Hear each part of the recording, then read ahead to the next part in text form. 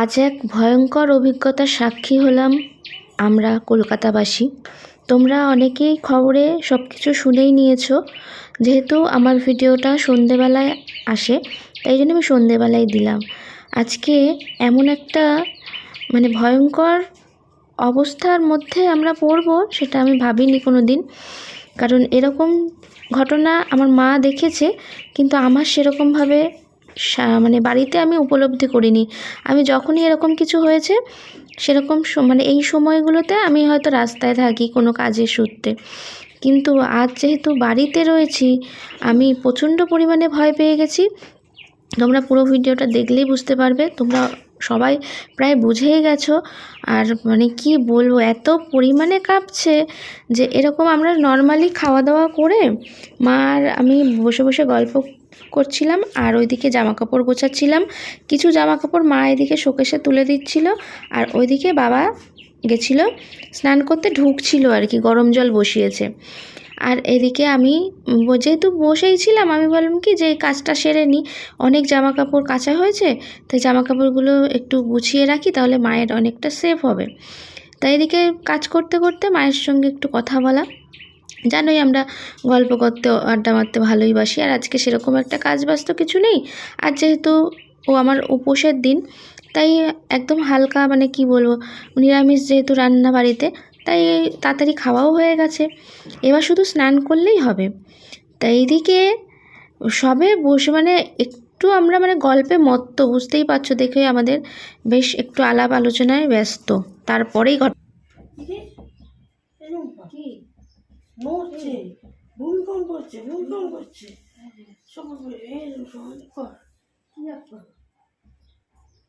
বাবা চলে আসে দিকে, হচ্ছে পুরো। চলো বাইরে চলো। ফোন নেই, হয়ে গেছে, আবার হচ্ছে। বাইরে চলো বাইরে চলো। আরে ভূমিকম্প হচ্ছে না। ফোনগুলো নিয়ে নে, ফোন দুটো নিয়ে নে, ওই তোর ফোন নিয়ে নে। এখানে এক্ষুনি ওই 1:26 ভূমিকম্প হচ্ছিল। মা ওই জন্য আমি ওখানে গুছাচ্ছিলাম, মা বলে বাইরে চ বাইরে চ। কি অবস্থা, পুরো জলের বোতল ঠোতল সব নড়ছিল, পুরো বাড়িও নড়ছে। বাবাকে ওই জন্য ডেকে নিয়েছি সামনাসামনি, সবাই বাড়ি বেরিয়ে যাবো আর কি। তারপরে দেখছি আস্তে করে থেমে গেল, ওই জন্য দাঁড়িয়ে পড়েছি। যদি আবার হয় তো চলে যাবো। পুরো দরজা মজ্জা সব ঠক করে নড়ছিল। আমি যদি ক্যামেরাটা দেখাতে পারতাম, বুঝতে পারতাম। মা পুরো ভয় পেয়ে গেছে। আমি নড়ছে নড়ছে নড়ছে এরকম করছে, জলের বোতলটা নড়ছে, বোঝা যাচ্ছিল। আমাদের এখানে অর্ধেক লোক বুঝতে পেরেছে কিনা সন্দেহ, কেউ তাহলে কিছু বলতো। আমাদের পুরো এখানে নিজে বসে আছে, পুরো একদম মা বলছে আমি দুলছি পুরো একদম। কি অবস্থা, এইমাত্র এরকম জিনিস হয়ে যাবে আমি ভাবতে পারি না। আমি বাবা বাথরুমে ঢুকেছে চান করতে, বাবাকে তাড়াতাড়ি করে বার করে নিয়েছি, বলে কি প্যান পরি বাইরে যাবে বলে। আমি বলি না, কিছু করতে হবে না, তুমি গামছা পরে আছো, গামছা পরে চলো বাইরে।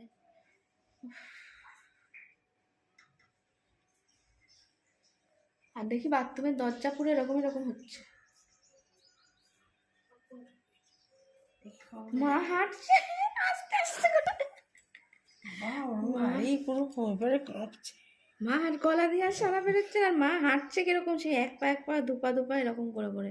এখন খবর দেখতে যাচ্ছে যে দেখাচ্ছে কিনা কোনো খবরে কিছু। ভয়ঙ্কর এক ঘটনার সম্মুখীন হলাম। কোনোদিন এটা ভুলতে পারবো না। আর আমি এই ফার্স্ট টাইম আমার এই অভিজ্ঞতা। আরও দুবার মা বাড়িতে থাকে যেহেতু মা বুঝতে পারে। এর আগে একবার হয়েছিল, আমি তখন নাগের বাজারের ওভারব্রিজের নিচে দাঁড়িয়ে, প্রচুর বৃষ্টি হয়েছে। বৃষ্টি হওয়ার পর আমি দেখছি ব্রিজ থেকে জল ক্রমশ পড়ছে নিচে, এরকম করে চোল খেয়ে খেয়ে যেমনি পড়ে না এরকম করে, সেরকমভাবে। আমি বুঝতেই পারছি না কি হচ্ছে, এটা ওপর থেকে জল কেন পড়ছে এরকম। তারপরে কোনো রকম সেখান থেকে চলে আসি। আমি যে এই গোড়াবাজারে এদিকে আসি, তখন মা বলে যে ফোন করে তুই কোথায় এখন। আমি বললাম কেন, কি হয়েছে? এমন মানে হাঁক পাক করে তখন ফোন করে না, মানে গলা শুনে বোঝা যায় কিছু একটা হয়েছে। মানে কি হয়েছে না, ভূমিকম্প হচ্ছে, তুই কোথায়? আমি তো রাস্তায় আছি, অটোতে উঠবো বলে দাঁড়িয়ে আছি। মানে কি বলবো, সেই সময়টা অতটা বুঝতে পারিনি, যেহেতু আমি হ্যাঁ বুঝেছি যে নাগের বাজারের ওখানে যখন দাঁড়িয়েছিলাম চুল করে জল পড়ছে যখন ওভার ব্রিজ দিয়ে, তখন আমি বুঝেছি যে কিছু একটা হচ্ছে, কিন্তু ভূমিকম্প বলে অতটা মাথায় আসেনি। কিন্তু আজকেরটা এত ভয়ঙ্কর টাইপের, মানে পুরো বাড়ি নড়ছে, জানলা, কাঁচের জানলা, স্লাইডিংয়ের ডোর পুরো ঠক ঠক করে মনে হচ্ছে। আমি বললাম যে আমাদের না অনেক সময় ছাদে অ্যাডভেস্টারে না পাখিতে খুটখুট খুটখুট করে আওয়াজ করে, কাক পাখিতে প্রচণ্ড পরিমাণে জোরে জোরে আওয়াজ হয়। আমি ভাবছি ওরকম কোনো আওয়াজ হচ্ছে, কাঁচের জানলা যেরকম ঠকঠক করে নড়ছে আমি বুঝতে পারিনি। তারপরে দেখছি বাথরুমের দরজা, প্লাস্টিকের দরজা, আমাদের গেটের দরজা এরকম হাওয়ায় যেমনি দোলে ওরকম দুলছে। জলের বোতল, আমাদের 20 লিটারের ড্রাম উল্টানো থাকে, সেই জল এরকম চোল করে এরকম করে নড়ছে। শোকেসের কাঁচগুলো ঠক ঠক ঠক ঠক করে আওয়াজ হচ্ছে। তখন বুঝতে পারছি যে পায়ে একটা অনুভব করতে পারছি যে কিছু একটা হচ্ছে। কিন্তু প্রথমে আমি পুরো মানে দাঁড়িয়ে দাঁড়িয়ে জামা কাপড় গোছাচ্ছি, মনে হচ্ছিল যেন আমার মাথাটা ঘুরে উঠছে, শরীরটা কেঁপে উঠছে আর কি। কী হচ্ছে বুঝতে পারছি না। মানে ভূমিকম্প বলে আমি ভাবিনি, মা বুঝতে পেরেছে। মা যেহেতু মেঝেতে বসে আছে, মেঝে নাকি এরকম এরকম করে নড়ছে আর কি। বুঝতে পেরেই মা বলছে তাড়াতাড়ি, মানে মা উঠতে পারছে না। মা এমনি মা ওই রেল লাইনের যে ওভারব্রিজগুলো হয় না সেগুলোতে উঠতে পারে না, প্রচুর ভয় পায়। যদিও বা উঠে মানে আমাকে একদম আঁকড়ে এরকম করে ধরে থাকে, মানে আমার ওইটুকুনি ওভারব্রিজ পেরোতে মানে আমার দম বের করে দেয়। তা ওই রকম উঠতে পারছে না, আমার মনে হচ্ছে শরীর কেন কাঁপছে। আমাকে বলছে ধর ধর ধর, আমাকে ধর। আর আমি ধরেছি, উঠেছে। এবার বলছে তাড়াতাড়ি বেরিয়ে চ, ভূমিকম্প হচ্ছে, বাবাকে নে বাবাকে নে। বাবা বাথরুমে চান করতে ঢুকছিল, বাবাকে বলেছি, বাবাকে আমি প্যান্ট পরবো, আমি প্যান্ট ট্যান্ট কিছু পরতে হবে না, গামছা পরেই চলো। তারপরে কোনো রকমে তারপরে দেখছি আস্তে আস্তে যেন কমতে আরম্ভ করলো। আমি বললাম মা একটু দাঁড়িয়ে যাও, দাঁড়াও দেখি কি হয়। মানে তারপর দেখলাম জলের বোতলটা আস্তে আস্তে যে দুলছিল সেটা আস্তে আস্তে করে থেমে গেল। একটা মারাত্মক অভিজ্ঞতা, যেটা আজকে অনুভব করতে পারলাম।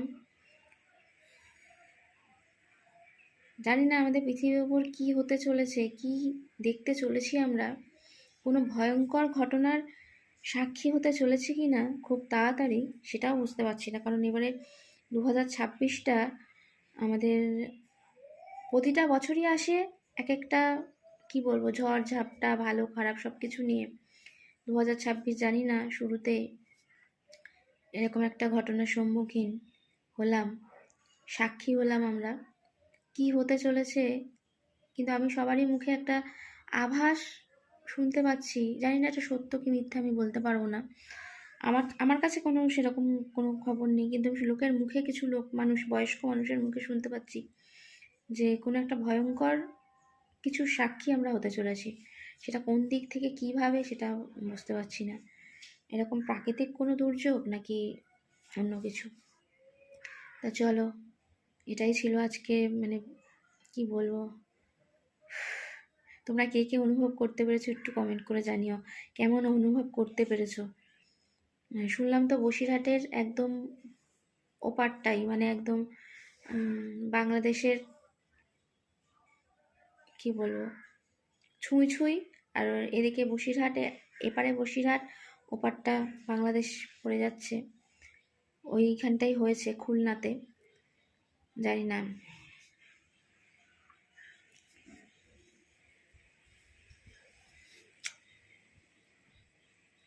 আবার একটা আফটার শক হয়, মানে কিছু খানিকক্ষণ বাদেও হয়, আবার সেটা একদিন বাদেও হয়। জানি না সেটা আবার কখন কি হতে চলেছে। কোনো রাতের দিকে হলে, আমাদের এই কলকাতা শহরে সমস্যা তো অনেক আছেই, বুঝতেই পারছো। রাতের দিকে না হওয়াটাই বেটার। দিনের বেলা তাও একটা পথ থাকে, কিন্তু রাতের বেলা তো কি বলবো, সবাই ঘুমের মধ্যে থাকে, ঘুমন্ত অবস্থায়। তখন মানুষের ভূমিকম্প হচ্ছে কি কী হচ্ছে অতটা বোঝা যায় না, তখনই হয়ে যায় সমস্যা। তখনই আরও বেশি ক্ষয়ক্ষতিগুলো হয় আমাদের। আর আমাদের এই মানে কি বলবো, কলকাতা শহরে যা ঘিজি বাড়ি, পালিয়ে যে তুমি মাথাটা বাঁচাবে সেই মাথাটা বাঁচানোর জায়গা আমাদের নেই। এটা একটা বিরাট সমস্যা। এই সমস্যার কোনোদিন সমাধান হবে না। জানি না কি হবে না হবে, কি বলো, কি যে ভয় করছে কি বলবো। যারা একতলায় ছিল তারাও নাকি বুঝতে পেরেছে। পরে তো আমি সব জায়গায় ফোন করছি, সবাইকে যখন জিজ্ঞেস করছি তখন শুনতে পাচ্ছি যে হ্যাঁ, মোটামুটি সবাইও ভেবেছে মাথাটা কেমন একটা ঘুরে আসলো, চক্কর খেয়ে গেল, শরীরটা মনে হচ্ছে একটু টাল খেলো, এটাই। কেউ ভূমিকম্প বলে ওটা বুঝতে পারেনি, কিন্তু একমাত্র আমার মাই এটাকে ধরতে পেরেছে। প্রথমেই আমার মাই বলেছে যে এটা ভূমিকম্প, ভূমিকম্প হচ্ছে, তাড়াতাড়ি চল চল চল, এরকম একটা। আমিও বুঝতে পারিনি। তার মধ্যে শরীরটাও একদম ভালো নেই। আর তারপরে এটা হওয়ার পর থেকে না আমার বুকের ভিতরে একটা কেমন ধকপক কেমন একটা হচ্ছে আর কি। এটা যেন মনে হচ্ছে এই যে নড়া, যে এই জিনিসটা ভুলতে পারছি না, মাথা থেকে বেরোচ্ছে না। মানে কোনো জিনিস দেখবে ভয়ঙ্কর কিছু দেখলে, ভয়ঙ্কর কিছু অনুভব হলে ভীষণ প্রবল আকারে কোনো ঝড় ঝাপটা হলো, ক্ষয়ক্ষতি হলো, কিংবা কোনো বিদ্যুৎ চমকালো, কোনো কিছু, কোনো বাড়ির ক্ষতি, মানুষের ক্ষতি হলো, বা কোনো মানুষের অ্যাক্সিডেন্ট হলো, সেগুলো আমরা ভুলতে পারি না। চট করে দেখবে কয়েকদিন আমাদের মাথার মধ্যে এটা ঘোরে। সেরকম এই জিনিসটা, আতঙ্কটা আমার মাথা থেকে, শরীর থেকে মনে হচ্ছে না যাচ্ছে। একটু সময় লাগবে, সময়ের ওপর সব কিছু ছেড়ে দিতে হয়, সময় লাগবে। দেখা যাক। চলো টাটা।